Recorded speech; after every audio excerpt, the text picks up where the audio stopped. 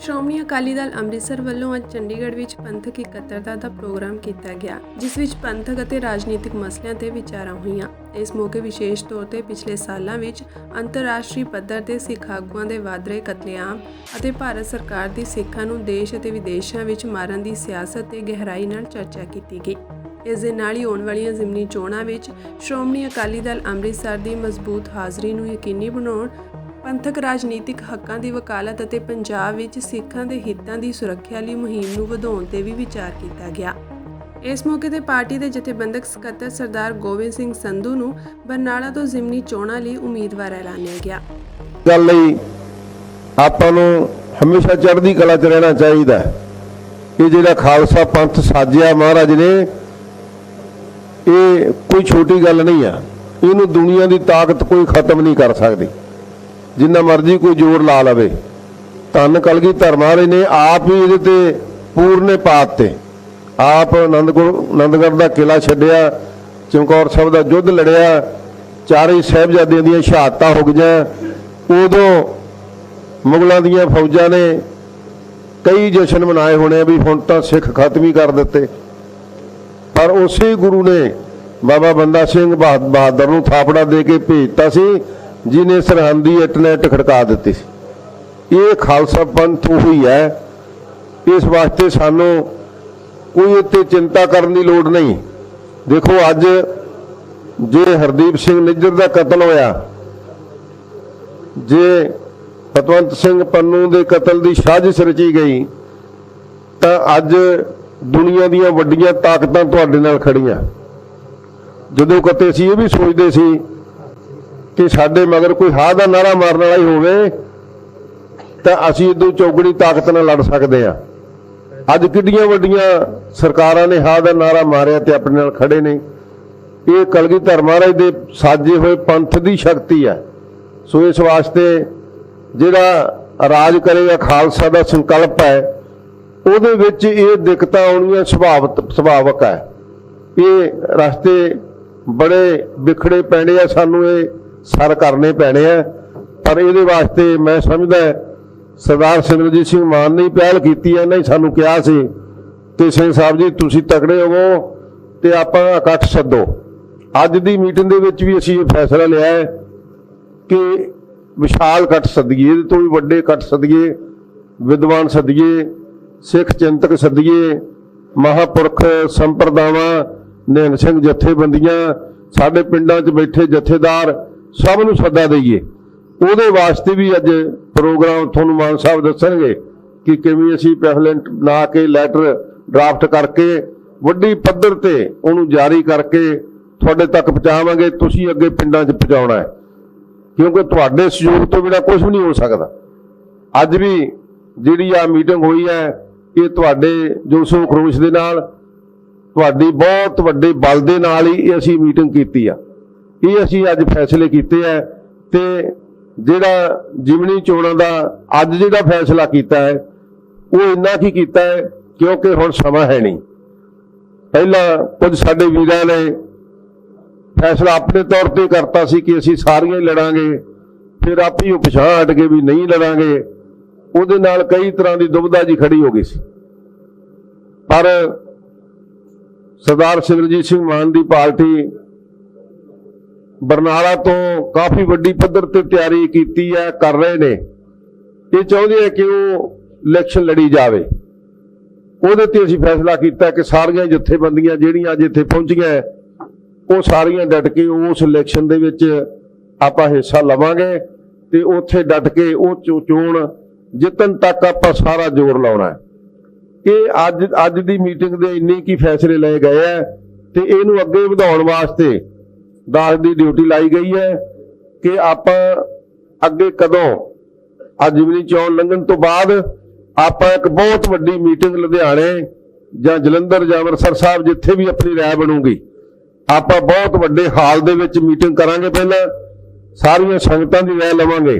ਲਿਖਤੀ ਰੂਪ 'ਚ ਵੀ ਤੁਸੀਂ ਕੋਈ ਸੁਝਾਅ ਦੇਣਾ ਚਾਹੋ ਤਾਂ ਜ਼ਰੂਰ ਲਿਖ ਕੇ ਲਿਆਇਆ ਕਰੋ, ਤਾਂ ਕਿ ਸਾਨੂੰ ਪਤਾ ਲੱਗ ਸਕੇ। ਹੁਣ ਵੀ ਕੋਈ 1-2 ਮਿੰਟ ਦੇ ਵਿੱਚ ਆਪਦਾ ਕੋਈ ਸੁਝਾਅ ਦੇਣਾ ਚਾਹੁੰਦਾ ਇਹਦੇ ਤੋਂ ਲੱਗ ਬਈ ਹਾਂ ਇਹਦੇ ਵਿੱਚ ਹੋਰ ਵਾਧਾ ਕੀਤਾ ਜਾ ਸਕਦਾ ਹੈ, वैसे ਵੱਖ-ਵੱਖ ਜਥੇਬੰਦੀਆਂ ਦੇ ਨੁਮਾਇੰਦਿਆਂ ਨੇ बड़े खुल के सुझाव दिते है ते उन्हां सुझावां दे विच ही असीं ये सारे फैसले लए आ। सो बरनाला तो सरदार सिमरजीत सिंह मान ने जिहड़ा कैंडीडेट खड़ा कीता है वो भाई गोबिंद सिंह संधू बरनाला तो आपां हुण तो सारे दा साझा ही कैंडीडेट हो गया। ਉਹਨੂੰ ਉੱਥੋਂ ਇਲੈਕਸ਼ਨ ਲੜਾਉਣ ਵਾਸਤੇ ਐਲਾਨ ਕੀਤਾ ਹੈ। ਉਹਦੀ ਵਿਚਾਰ ਹੋਈ ਸੀ ਅੰਦਰ, ਉਹ ਤੁਹਾਡੇ ਨਾਲ ਸਾਂਝੀ ਕੀਤੀ ਆ। ਸੋ ਸਾਧ ਸੰਗਤ ਮੈਂ ਤੁਹਾਨੂੰ ਬੇਨਤੀ ਕਰਦਾ ਹੈ ਕਿ ਜਿਹੜੇ ਨੁਮਾਇੰਦੇ ਅਸੀਂ 10-12 ਅੰਦਰ ਗਏ ਸੀਗੇ, ਇਹ ਵੱਖ-ਵੱਖ ਜਥੇਬੰਦੀਆਂ ਦੇ ਨੁਮਾਇੰਦੇ ਸੀਗੇ ਤੇ ਸਾਰਿਆਂ ਨੇ ਆਪਣੇ ਵਿਚਾਰ ਖੁੱਲ੍ਹ ਕੇ ਰੱਖੇ ਆ ਵੀ ਸਾਨੂੰ ਜਿਹੜੇ ਵਿਦੇਸ਼ਾਂ 'ਚ ਕਤਲ ਹੋ ਰਹੇ ਨੇ, ਇੱਥੇ ਵੀ ਹੋ ਰਹੇ ਨੇ, ਇੱਥੇ ਵੀ ਲਿਸਟਾਂ ਬਣ ਰਹੀਆਂ। ਤੁਸੀਂ ਅਖਬਾਰ ਪੜ੍ਹਦੇ ਹੋ, DGP ਤੱਕ ਦੀਆਂ ਪ੍ਰੈਸ ਕਾਨਫਰੰਸਾਂ ਹੋ ਚੁੱਕੀਆਂ, बहुत कुछ इत्थे भी वापर रहा है। ये सारी गल ते चिंता की गई है ते सारी गल दा हल कढ़ण वास्ते विचारा होईयां। इस तो इलावा भी जे तुसी कोई होर कोई गुरसिख विचार कोई आगू विचार देनी चाहुंदा है, आए ना क्योंकि सानू बाहर सद के बिठाता, असीं तां तुहाडे ही नुमाइंदे सी, तुहाडे वल्लों ही सारियां विचारां कीतीआं, पर फिर भी कोई विचार देनी चाहुंदा है, प्रैस नूं सरदार सिमरजीत सिंह मान ने संबोधन करना है। उदों पहलां जे कोई आपदी राय देनी चाहुंदा ते सानू कोई इतराज नहीं। मेरी इन्नी बेनती है, इन्नी बेनती प्रवान करनी। भुल्लां चुक्कां दी खिमा बख्शो, गज के फतेह बुलाओ। वाहिगुरू जी का खालसा, वाहिगुरू जी की फतेह।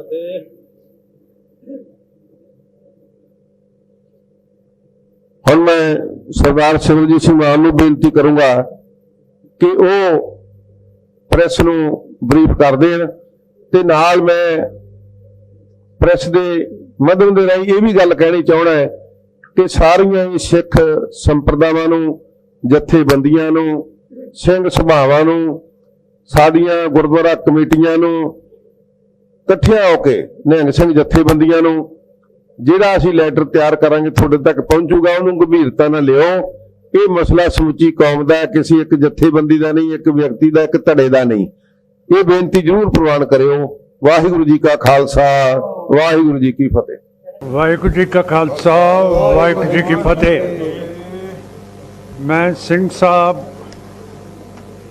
भाई जसबीर सिंह रोडे नूं बेनती कीती सी कि जिहड़ा सिखां दा कतल हो रहा है सारी दुनिया दे विच, इंडिया दे विच ते बाहर दे मुल्कां दे विच, ये बहुत गंभीर मामला हैगा, पर कोई भी जथेबंदी अजे तक इस दे उत्ते गल नहीं कर रही, ना कांग्रेस ना आम पार्टी ते साडे जथेदार साहिबान ते SDPC जिन्हां दा काम हैगा कि सिख कौम ते दुनिया दी रक्षा करनी है, गरीब दी।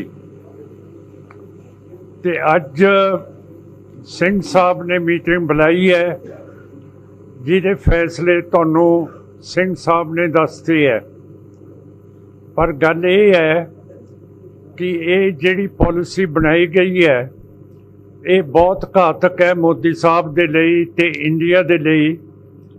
क्यों करके जे हिटलर हारिया सीगा, उसने जंग दे विच अपनी तवज्जो जिहड़े मुल्कां नाल लड़ रहा सी उधरों हटा के यहूदियां नूं, फिर स्लैब्स नूं, फिर जिप्सीज नूं फड़ फड़ के गैस चेंबरां च देई जांदा सीगा।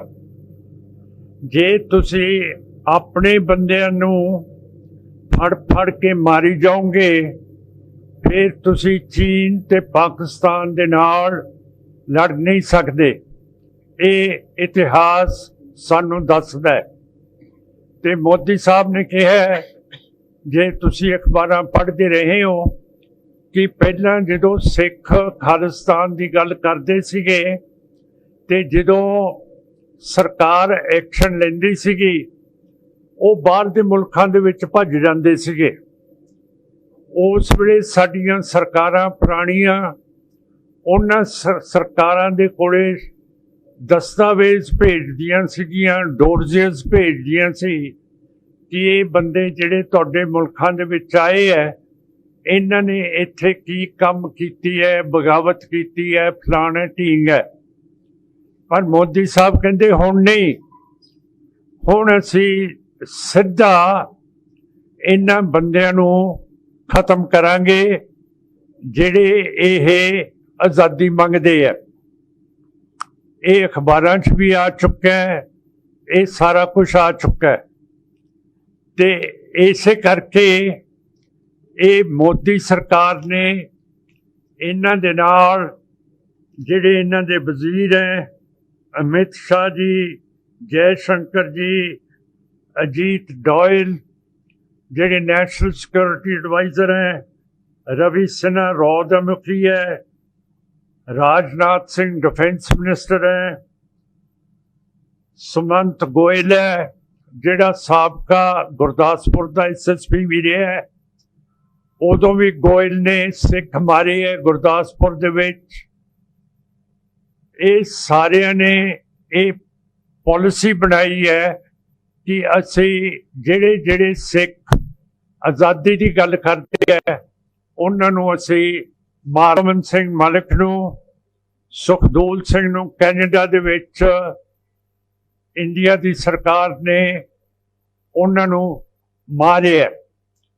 अमरीका दे विच साजिश की है कि पन्नू नूं भी मारिया जाए, पर अमरीका की इंटैलीजेंस इतनी तकड़ी है कि उसने सारे फड़ ले बंदे जिहड़े बंदे सलाह कर रहे थे कि पन्नू नूं किवें मारना है। हुण इहो जिहा बेवकूफ मुल्क मैं नहीं देखिया, माफ़ करना मैं भी इहदा मैंबर है, कि मोदी की सरकार पन्नू नूं कतल करन दे लई उत्थे जिहड़े गैंगस्टर है अमेरिका दे उन्हां नाल गल कर रही सीगी ते 1 लाख तो ज़्यादा डॉलर भी अमरीका भेजा गया उन्हां बंदियां कोले।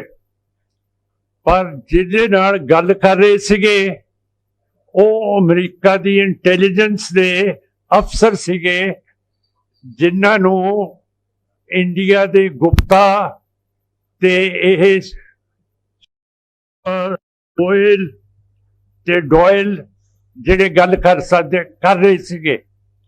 हुण तुसीं दसो कि ये काहदी लियाकत है कि जे तुसीं इंडिया ने हसणगे सारे जो करके इंडिया की कैबिनेट दे विच ये सलाह हुई है कि सिखां नूं किवें मारना है, ते अपने हरियाणे दे विच दीप सिंह सिद्धू नूं मरवाता है ते पंजाब दे विच मूसेवाल नूं मरवा दिता हैगा। ते पन्नू नूं मरवाउणा सी पर वो पहला पता लग गया अमेरिका की इंटैलीजेंस नूं। हुण जिन्ने भी साडी पार्टी दे बंदे बाहर रहिंदे है उन्हां नूं उत्थों दीयां सरकारां पुछदियां कि तुहानूं सिक्योरिटी चाहिदी है कि नहीं चाहिदी। इत्थों तक गल वध गई है कि अमेरिका जिहड़ा सब तो वड्डा मुल्क है पावरफुल, बरतानिया, पाकिस्तान जिथे इन्हां ने कतल करने सी कीते है, उन्हां दी सोवरेनिटी बादशाही तोड़ती है, जिहड़ा कि इंटरनेशनल एक बहुत वड्डा जुल्म है कि किसी दे मुल्क दे विच जाके इंडिया किसी अमेरिकन शहरी नूं, कैनेडा दे शहरी नूं, पाकिस्तान दे शहरी नूं, बरतानिया दे शहरी नूं मार देवे। फर्ज कर लो हुण इंडिया ने पनाह दिती हुई है हिज होलीनेस दलाई लामा नूं, ते जिहड़े बांग्लादेश तो बेगम साहब आए है उन्हां नूं भी रखिया ते पनाह दिती हुई है। कल रब ना करे उन्हां नूं कोई ना कोई तकलीफ हो जे जां उन्हां दे उत्ते निशाना ला दे तां इंडिया दा मूँह कित्थे रहूगा। इस तरह अज अमरीका, बरतानिया, पाकिस्तान, कैनेडा अपना मूँह नहीं विखा सकदा कि इंडिया वर्गा मुल्क साडी बादशाही, साडी सोवरेनिटी तोड़ते, ते जिहड़ा अमेरिका है सोवरेनिटी तो अलावा इहदी एक होर है, इहदी एक मोनरो डॉक्ट्रिन है। ਮਨਰੋ ਡਾਕਟਰਿਨ ਦੇ ਮੁਤਾਬਕ ਕੋਈ ਵੀ ਮੁਲਕ ਜੋ ਹਮਲਾ ਅਮਰੀਕਾ ਤੇ ਕਰੂਗਾ, ਅਮਰੀਕਾ ਟੁੱਟ ਕੇ ਪੈ ਜਾਊਗਾ। 1941 ਦੇ ਵਿੱਚ ਜਾਪਾਨ ਨੇ ਹਮਲਾ ਕੀਤਾ ਸੀ ਅਮਰੀਕਾ ਤੇ ਤੁਹਾਨੂੰ ਪਤਾ ਹੈ ਫਿਰ ਅਮਰੀਕਾ ਨੇ ਹੀਰੋਸ਼ੀਮਾ ਨਾਗਾਸਾਕੀ ਜਾਪਾਨ ਦਾ ਕੀ ਕੀਤਾ। ਫਿਰ ਜਦੋਂ ਸੋਵੀਅਤ ਰੂਸ ਸੀ ਉਦੋਂ ਖਰੁਸ਼ਚੇਵ ਨੇ ਕਿਊਬਾ ਦੇ ਵਿੱਚ ਨਿਊਕਲੀਅਰ ਮਿਸਾਈਲਸ ਰੱਖਤੀਆਂ ਸੀ। ਅਮਰੀਕਾ ਦਾ ਪ੍ਰੈਜ਼ੀਡੈਂਟ ਕੈਨੇਡੀ ਨੇ ਕਿਹਾ ਕਿ ਰੂਸ ਆਪਣੀਆਂ ਮਿਸਾਈਲਸ ਬਿਲਕੁਲ ਸਾਡੇ ਇਲਾਕੇ ਚੋਂ ਕੱਢੇ, ਨਹੀਂ ਤਾਂ ਜੰਗ ਦੇ ਲਈ ਅਸੀਂ ਤਿਆਰ ਹੈ। ਤੇ ਸੋਵੀਅਤ ਯੂਨੀਅਨ ਨੂੰ ਕਿਊਬਾ ਦੇ ਵਿੱਚੋਂ ਇਹ ਮਿਸਾਈਲਸ ਕੱਢਣੀਆਂ ਪਈਆਂ ਸੀ। ਸੋ ਮੇਰਾ ਕਹਿਣ ਦਾ ਮਤਲਬ ਹੈ ਕਿ ਇੰਡੀਆ ਕਿਹੜੇ ਬਾਗ ਦੀ ਮੂੜੀ ਹੈ ਜਿਸ ਨੇ ਪੰਗਾ ਏਡਾ ਵੱਡਾ ਸੇੜ ਲਿਆ ਹੈ ਅਮਰੀਕਾ, ਕੈਨੇਡਾ, ਬਰਤਾਨੀਆ, ਪਾਕਿਸਤਾਨ ਦੇ ਨਾਲ। ਤਾਂ ਇਸ ਤਰ੍ਹਾਂ ਬਦਅਮਨੀ ਫੈਲਾਤੀ ਹੈ, ਸਿੱਖਾਂ ਨੂੰ ਅਲੱਗਾ ਕਰਤਾ ਹੈ, ਮੁਸਲਮਾਨਾਂ ਨੂੰ ਅਲੱਗਾ ਕਰਤਾ ਹੈ, ਈਸਾਈਆਂ ਨੂੰ, ਟਰਾਈਬਲਸ ਜਿੰਨੇ ਆਦਿਵਾਸੀ ਹੈ ਉਹਨਾਂ ਨੂੰ ਨਕਸਲ ਜਾਂਦੇ ਹੈ। ਪਰ ਮੇਰਾ ਮਤਲਬ ਹੈ ਜਦੋਂ ਤੁਸੀਂ ਆਪਣੇ ਮੁਲਕ ਨੂੰ ਹੀ ਮਾਰੀ ਚੱਲੋਗੇ ਤੇ ਤੁਸੀਂ ਦੁਸ਼ਮਣ ਦਾ ਸਾਹਮਣਾ ਨਹੀਂ ਕਰ ਸਕਦੇ। ਇਹ ਇੰਡੀਆ ਦੀ ਪ੍ਰੈਸ ਨੂੰ ਸਮਝਣਾ ਚਾਹੀਦਾ ਹੈ। ਇਹਨਾਂ ਨੂੰ ਹਿੰਦੂਤਵ ਦੇ ਮਗਰ ਨਹੀਂ ਚੱਲਣਾ ਚਾਹੀਦਾ, ਕਿਉਂ ਕਰਕੇ ਇਹਦੇ ਵਿੱਚ ਅਮਦਾਦ ਕਰਕੇ ਮੋਦੀ ਦੀ ਪਾਲਿਸੀ ਦੀ ਤੁਸੀਂ ਆਪਣੇ ਮੁਲਕ ਦਾ ਪੱਠਾ ਬਿਠਾ ਰਹੇ ਹੋ। ਇਸ ਨੇ ਹਾਰ ਜਾਣਾ ਹੈ। ਹਿੰਦੂਆਂ ਦੇ ਵਿੱਚੋਂ ਵੀ ਬਾਗੀ ਹੋ ਕੇ ਇੰਡੀਆ ਦੀ ਫੌਜ ਦੀ ਇਮਦਾਦ ਨਹੀਂ ਕਰਨੀ ਹੈ। ਸੋ ਇਹ ਬਹੁਤ ਵੱਡੀ ਚੀਜ਼ ਹੈ ਜਿਹੜੀ ਇਹ ਮੋਦੀ ਕਰ ਚੁੱਕਿਆ। ਹੁਣ ਡਰ ਸਾਰਿਆਂ ਨੂੰ ਪਿਆ ਹੋਇਆ। ਤੁਹਾਨੂੰ ਪਤਾ ਹੈ ਮੋਦੀ ਸਾਹਿਬ ਹੁਣੇ ਲਾਓਸ ਜਾ ਕੇ ਆਏ ਹੈ। ਇੱਥੇ ਹੋਰ ਇੱਕ ਉਦਘਾਟਨ ਕਰਨਾ ਸੀ, ਪਰ ਮੋਦੀ ਸਾਹਿਬ ਨੇ ਪਹਿਲਾਂ ਨਹੀਂ ਦੱਸਿਆ ਮੈਂ ਬਾਹਰ ਦੇ ਮੁਲਕ ਜਾ ਰਹੇ ਹਾਂ, ਨਾ ਅਗਲੇ ਪ੍ਰੋਗਰਾਮ ਦੇ ਬਾਰੇ ਦੱਸਿਆ। ਇਹਦਾ ਮਤਲਬ ਹੈ ਕਿ ਡਰ ਸੰਧੀ ਹੈ ਕਿ ਗੱਲ ਸਿੱਧੀ ਕਰੇ ਸਿੱਖਾਂ ਦੇ ਨਾਲ ਮੋਦੀ ਦੀ ਸਰਕਾਰ ਕਿ ਅਗਲਾ ਰਸਤਾ ਕੀ ਹੈ, ਸਿੱਖਾਂ ਦਾ ਭਵਿੱਖ ਇੱਥੇ ਇੰਡੀਆ ਦੇ ਵਿੱਚ ਕੀ ਹੈ। ਸੋ ਇਹ ਸਾਰੀਆਂ ਚੀਜ਼ਾਂ ਅੱਜ ਅਸੀਂ ਫੈਸਲੇ ਦੇ ਵਿੱਚ ਲਿਆਂਦੀਆਂ ਤੇ ਅਸੀਂ ਗੱਲ ਵੀ ਕੀਤੀ ਹੈ ਕਿ ਜਿਹੜਾ ਝੋਨਾ ਨਹੀਂ ਚੱਕਿਆ ਜਾ ਰਿਹਾ, ਜਿਹੜਾ ਇਹ ਆੜਤੀਏ ਹੈ ਉਹ ਵੀ ਦੁਖੀ ਹੈ। ਤੇ ਇੱਥੇ 3-4 ਦਿਨਾਂ ਦੇ ਵਿੱਚ ਇੱਕ ਇਹੋ ਜਿਹੀ ਹਨੇਰੀ ਆਉਣੀ ਹੈ ਕਿ ਸਾਰੀਆਂ ਸੜਕਾਂ ਘੇਰ ਲੈਣੀਆਂ, ਸਾਰੀਆਂ ਰੇਲਵੇ ਲਾਈਨਾਂ ਭਰ ਲੈਣੀਆਂ, ਰੋਕ ਲੈਣੀ ਹੈ, ਕਿਉਂ ਕਰਕੇ ਲੋਕ ਸਤੇ ਬੈਠੇ ਹੈ। ਜਿਹੜੀ ਮੂੰਜੀ ਹੈ, ਫੈੜੀ ਹੈ, ਇਹ ਵਿਕ ਨਹੀਂ ਰਹੀ। ਇਹ ਬਹੁਤ ਭਾਰੀ ਪੰਜਾਬ ਦੇ ਉੱਤੇ ਇੱਕ ਆਫਤ ਦੀ ਗੱਲ ਆਈ ਹੈ। ਸੋ ਇਹ ਵੀ ਕਰਨੀ ਜ਼ਰੂਰੀ ਸੀ। ਤੇ ਬਰਨਾਲੇ ਤੋਂ ਸਾਡੀ ਪਾਰਟੀ ਇਲੈਕਸ਼ਨ ਲੜ ਰਹੀ ਹੈ ਤੇ ਬੰਦੀ ਸਿੰਘਾਂ ਦੀਆਂ ਰਿਹਾਈਆਂ ਦੇ ਬਾਰੇ, ਗੁਰੂ ਗ੍ਰੰਥ ਸਾਹਿਬ ਦੀ ਜਿਹੜੀ ਬੇਅਦਬੀਆਂ ਕੀਤੀਆਂ, ਇਹ ਸਾਰੀਆਂ ਗੱਲਾਂ ਅੱਜ ਇਸ ਮੀਟਿੰਗ ਦੇ ਵਿੱਚ ਹੋਈਆਂ। ਅਗਲੀ ਮੀਟਿੰਗ ਸਿੰਘ ਸਾਹਿਬ ਸਾਰੇ ਸੰਤ ਮਹਾਤਮਾ ਨੂੰ ਜਿਹੜੇ ਦੁਨੀਆ ਨੂੰ ਪ੍ਰਭਾਵਿਤ ਕਰ ਸਕਦੇ ਹੈ ਉਹਨਾਂ ਦੀਆਂ ਮੀਟਿੰਗਾਂ ਕਰਾਉਣਗੇ। ਤਾਂ ਮੈਂ ਇਹਨਾਂ ਦਾ ਵੀ ਬਹੁਤ ਰਿਣੀ ਹੈ, ਤੁਹਾਡਾ ਸਾਰਿਆਂ ਦਾ ਵੀ, ਸਾਡੇ ਬਠਿੰਡੇ ਸਾਹਿਬ ਦਾ, ਗੁਰਦੀਪ ਸਿੰਘ ਦਾ, ਸਾਰਿਆਂ ਦਾ ਜਿਨ੍ਹਾਂ ਨੇ ਇੱਥੇ ਭਾਗ ਲਿਆ।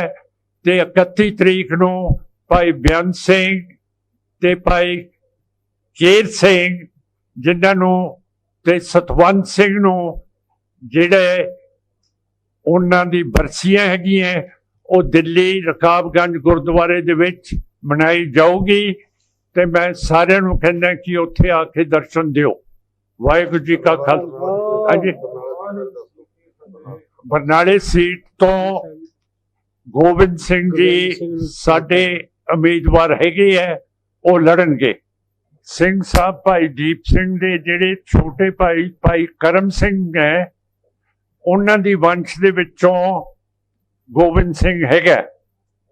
ਇਹ ਦ੍ਰਿੜਤਾ ਦਾ ਬੰਦਾ ਹੈ ਤੇ ਇਸ ਨੇ ਸਾਰੀ ਪਾਲਿਸੀ ਨੂੰ, ਪਾਰਟੀ ਨੂੰ ਨਵੇਂ ਤਰ੍ਹਾਂ ਇੱਕ ਜਥੇਬੰਦਕ ਸਕੱਤਰ ਹੋ ਕੇ ਇਸ ਨੇ ਰੀਆਰਗੇਨਾਈਜ਼ ਕੀਤਾ ਤੇ ਇਹ ਬੰਦਾ ਆਪਣੇ ਕੌਮ ਤੋਂ, ਆਪਣੇ ਵਾਅਦੇ ਤੋਂ ਹਿੱਲਣ ਵਾਲਾ ਨਹੀਂ ਹੈ, ਜੋ ਕਰਕੇ ਇਹਦਾ ਪਿਛੋਕੜ ਬਹੁਤ ਤਕੜਾ ਹੈ।